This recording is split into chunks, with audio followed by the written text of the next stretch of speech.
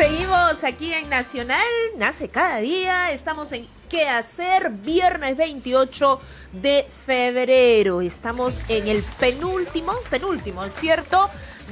Día del mes de febrero, así que hay que disfrutar este calorcito, bueno, quienes podemos disfrutarlo y estar atentos, reitero, como habíamos señalado al inicio del programa, en donde hay que tomar las precauciones respectivas por las inclemencias del cambio climático. Bueno, estamos con muchos temas el día de hoy, por eso es que rápidamente pasamos de educación a salud. Y queremos hablar específicamente sobre las enfermedades raras. ¿Cuáles son las enfermedades raras? Hay una gran lista, es una lista pequeña. ¿De qué tendríamos que considerar para poder prevenirla? ¿Se puede? ¿No se puede? En fin, todo lo que usted necesita saber sobre enfermedades raras. Y por eso tenemos la presencia de la doctora Milagros Dueñas. Ella es especialista de la Sociedad de Genética Médica del Perú. Entonces, el último día del mes de febrero se celebra o se conmemora el Día Mundial de las Enfermedades Raras y por eso estamos hablando del tema. ¿Cómo estás? Bienvenida a Nacional. Hola Sofía, muy buenos días, muchas gracias por la invitación. Sí, el día de hoy estamos conmemorando el Día Internacional de las Enfermedades Raras. Las enfermedades raras son enfermedades que afectan a menos de 5 en cada 10.000 personas. Es una definición epidemiológica que da la Organización Mundial de la Salud, la Unión Europea. En diferentes países puede variar un poco esta cifra. ¿Y qué caracteriza estas enfermedades raras? Son un grupo muy heterogéneo de enfermedades, alrededor de 6.000 a 8.000 enfermedades que se dice que afectan al 7% de la población aproximadamente. Si bien es cierto, por diagnóstico individual son muy raras, pero en conjunto afectan a un grupo importante de la población, un 7%, y necesitan una atención, ¿no? Entonces hay muchas todavía necesidades que deben ser atendidas por cada uno de los países para estos pacientes. Y hablando de estas, en el Perú, siendo enfermedades raras, ¿cuáles son las que podemos tener quizás mayor conocimiento, mayor alerta? Sí, hay un detalle también que casi el 90% de estas enfermedades tienen un origen genético, es decir, está en nuestro ADN. Este origen puede ser de novo, es decir, producirse solo en el paciente, en el individuo, o puede ser heredada, ¿no?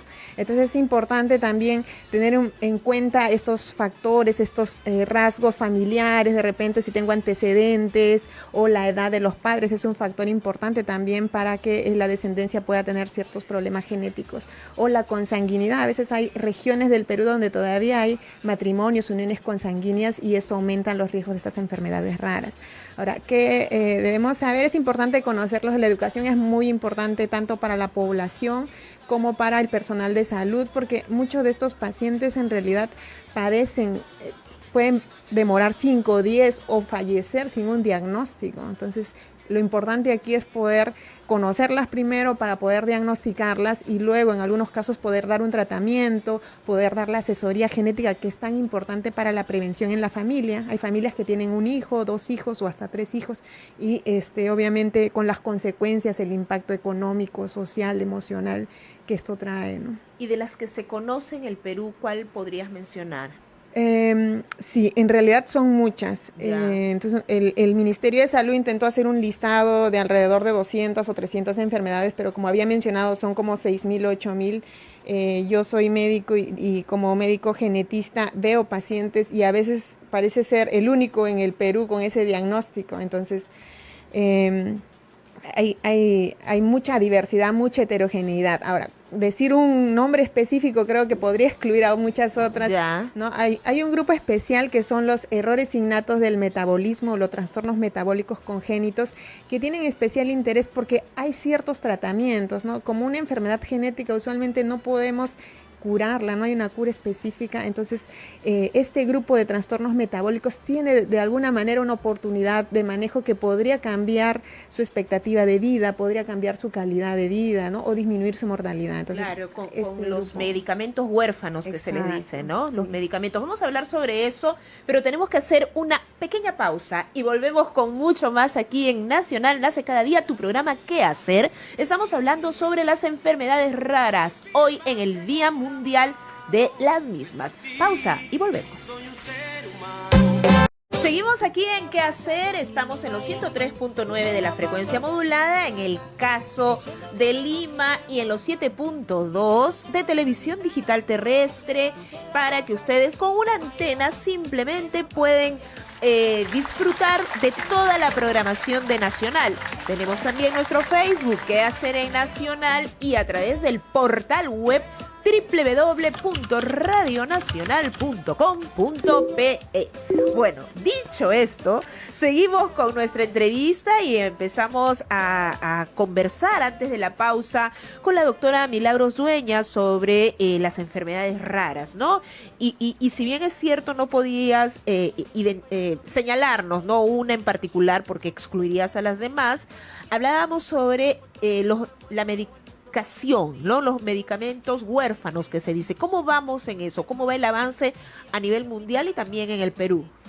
Sí, en realidad los medicamentos huérfanos todavía es un tema pendiente en todos los países, incluyendo los países más ricos, ¿no? Porque justamente como son medicamentos que se producen para un número muy reducido de personas, el costo por ese medicamento eleva exorbitantemente el costo final. Para ningún paciente en realidad puede pagar un medicamento huérfano y usualmente lo hacen los seguros. Pero hay muchos seguros que no lo cubren y prácticamente el paciente está destinado a que su enfermedad progrese indefectiblemente, ¿no? Por ejemplo, el caso conocido, doloroso de Ana Estrada. ¿Qué es lo que está pasando en esto? ¿Es una enfermedad rara la que tiene ella? ¿Qué podemos decir al respecto? Sí, bueno, yo no conozco mucho el caso, solo por las noticias tengo entendido que es una polimiositis. Esto podría considerarse una enfermedad rara, sin embargo, no es una enfermedad puramente genética, ¿no? Podría tener un fondo de predisposición genética, pero más tiende a ser una enfermedad autoinmune, es decir, donde el propio cuerpo va a afectar a sus propias células y eso va a provocar la degeneración, ¿no? Claro, y entonces ahí ya entra otro tema de cuidados paliativos de estas enfermedades y también este dilema ético de que uno puede decidir en qué momento morir. Claro, ¿no? Y una enfermedad rara trae como consecuencia de todas maneras la muerte, es decir, ese es el destino.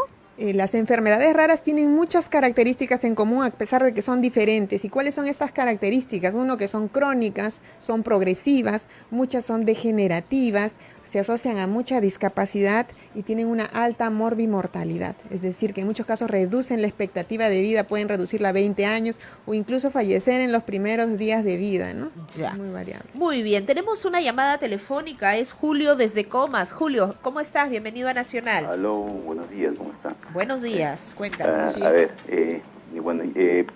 tengo un familiar, un niño de 5 años, un sobrinito, que de los 2 años y medio aparentemente parece que sufre de fiebres recurrentes. Cada mes llega a 39 grados, 3 días baja.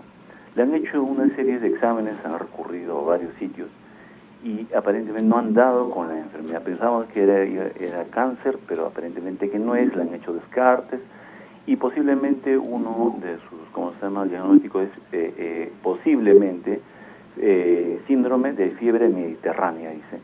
Y acá no hay especialistas que sepan sobre este tema, sobre esta dolencia, y es un niño pues que le bajan la fiebre, pero los doctores no dan exactamente ¿cómo se llama?, con el diagnóstico, ¿no?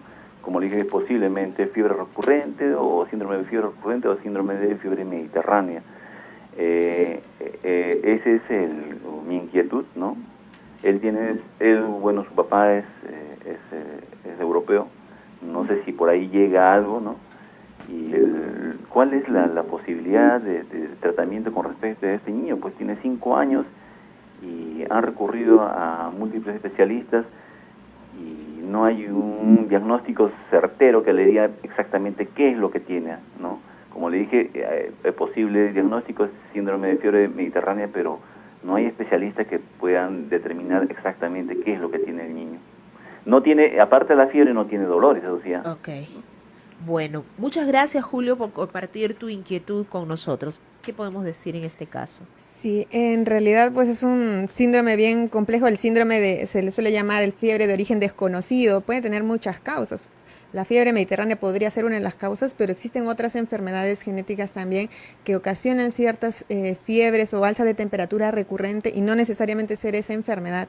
Entonces, lo primero que tendría que pasar es una evaluación por un especialista, en este caso un médico genetista, ¿no? Genetista, porque dice que ha ido a distintos médicos y no han dado con él. Eso suele ser algo muy común y recurrente en los pacientes con enfermedades raras, ¿no? Que van yendo de especialista en especialista muchos años, es una odisea diagnóstica, hasta que llegan de repente al médico, lo refieren al médico especialista en genética, que es el que se encarga de evaluar, buscar los antecedentes, hacer el heredograma y solicitar las pruebas que sean necesarias para poder confirmar el diagnóstico. Y precisamente en esto, los médicos genetistas son, sí, ¿no? Hay en todos los establecimientos, porque no he escuchado mucho de la presencia de ellos. En realidad es una especialidad relativamente nueva. En el colegio médico, que es donde se registran todos los especialistas, hay alrededor de 22 registros, todos casi trabajando en Lima, en hospitales nacionales, institutos de referencia nacional, y tenemos un médico genetista en Cusco. El resto del país o tiene que venir a Lima o la mayoría de ellos sigue en la odisea en busca de un diagnóstico. Y en este caso en particular, ¿dónde estaría? ¿Están en el seguro de salud? Sí, la gran mayoría, por no decir todos, trabajan en los hospitales grandes, por ejemplo, en Salud, el Hospital Rebagliati, el Hospital Almenara. En el Ministerio de Salud están en el Instituto del Niño, tanto de Breña como de San Borja, en el materno perinatal, en el de ciencias neurológicas, ¿no? Los grandes. Entonces será bueno que en este caso el niño que nos hace referencia Julio vaya a uno de estos establecimientos. Él está en comas, entonces quizá tenga la posibilidad de hacerlo, es ¿no? fundamental, antes de poder hablar sobre un tratamiento, definir realmente ¿es ese diagnóstico o es otro? Y la evaluación clínica por un especialista, en este caso un médico genetista, que va a averiguar toda la información clínica, familiar, y además adicionalmente podría requerir un estudio genético especial. Tenemos también dificultades para los estudios genéticos, la mayoría no se realizan aquí en Perú y tienen costo, ¿no? Tienen costo. Entonces tenemos que estar enviando a Estados Unidos, a Europa, a diferentes países, o hacerlo a través de investigación. Entonces necesitamos todavía, ese punto está débil, tenemos que trabajarlo, ¿no? A nivel de Estado para mejorar laboratorios de diagnóstico genético. Claro, y en el área del Ministerio de Salud donde se ven las enfermedades raras es en no transmisibles, ¿no? Sí, en la Dirección de Enfermedades No Transmisibles, Raras y Huérfanas. Ya. Así es. Y bueno, nos falta mucho en ese sentido. Tenemos todavía mucho camino por recorrer, pero bueno, estamos aquí para tratar de avanzar paso a paso en beneficio de los pacientes, que son los que finalmente necesitan esta atención. Claro, porque si nosotros hablamos de salud, ninguno debería quedar ausente de la posibilidad de ver garantizado su derecho a la salud. Su derecho a la salud y el acceso a un tratamiento, ¿no?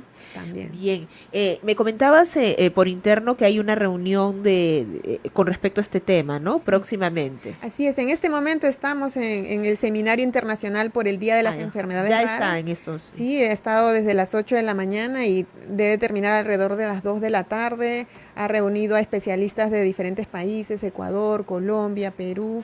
Y se hace usualmente el 28 de febrero, aunque el Día de las Enfermedades Raras es el 29, sabemos que es un día raro, cada 4 años, entonces, pero se celebra el 28. Ah, ya, bueno, esta vez sí tenemos 29. Tenemos 29, así que mañana también estamos trabajando. Muy bien, muy bien. Bueno, ¿algo más que quisieras agregar? Sí, es simplemente recalcar la importancia, ¿no? Si nosotros tenemos alguna sospecha o una historia familiar, de repente que la misma enfermedad se está manifestando en nuestros papás o en nuestros primos, pues pidamos a nuestros médicos que nos refieran a algún servicio de genética. Cuando tenemos muchos problemas que no se pueden explicar bien y que son no diagnosticados, entonces es importante ir a un especialista para poder brindar una atención adecuada, un diagnóstico correcto y obviamente un tratamiento específico. ¿Y la especialidad en genética en el país se da en todas las universidades? En realidad hay dos áreas. Ya. La genética es muy amplia, ¿no? Pero hay dos áreas. Una que es clínica, que son los médicos que atienden pacientes con la especialidad de genética, y otros que son biólogos genetistas que trabajan en centros de investigación o en laboratorios diagnósticos, y que obviamente el trabajo en conjunto pues facilita la atención para los pacientes. Claro, y en América Latina, digamos, a nivel de investigación, ¿cómo vamos? ¿Cuál es el país que quizás está siendo más fuerte en este campo? Sí, en realidad Brasil, Ya. Chile, Colombia nos llevan la delantera en relación a investigación, ¿no? Tienen muchos fondos de financiamiento, y eso es algo que también deberíamos buscar aquí en Perú, ¿no? Que haya fondos para investigar en enfermedades raras. Nos falta mucha información, ni siquiera sabemos cuántos somos y qué enfermedades hay en Perú. O sea, tenemos asociaciones, que es la FEPER, que es la Federación de Enfermedades Raras del Perú, de pacientes, pero no agrupa absolutamente todas. Entonces hay muchas todavía que no están, y un registro es importante. El MINSA estuvo trabajando en ello, ojalá que sigan todavía en la implementación. Y más aún si estamos en el año del acceso universal a la salud, ¿no? Sí. Entonces las enfermedades raras también deben ser parte de la agenda. De la agenda. Y solamente para ir concluyendo, la recurrencia de las enfermedades raras o la identificación de las enfermedades raras, generalmente ¿en qué etapa de la vida se da? ¿En muy niños, en adolescentes, en jóvenes? Quizá por el hecho de que va siendo muchas veces degenerativa esa temprana edad, ¿no? ¿Cómo se da? Casi un 80% se manifiesta en la infancia, o sea, en los primeros años. O nacen con alguna malformación congénita, o ya a partir del año se va notando un retardo del desarrollo que no va avanzando, no va creciendo como debe, y en algunos otros casos menos porcentaje se manifiesta en adultos, ¿no? Entonces, ya. Bueno, entonces reiteramos la reunión que se está desarrollando ahora, ¿no es cierto? El Seminario Internacional de Enfermedades Raras en el Ministerio de Salud, y vamos a seguir todavía hasta las 2 de la tarde. Y a nivel de medicamentos, ¿también se está hablando en este seminario? También hay temas sobre discapacidad, medicamentos, algunas enfermedades específicas, diagnóstico, laboratorio de tamizaje, ¿no? Ya, sí. Muy bien. Hablamos con la doctora Milagros Dueñas, ella es especialista de la Sociedad de Genética Médica del Perú. Muchas gracias. Gracias. Muchas gracias. Estamos en ¿Qué hacer en Nacional?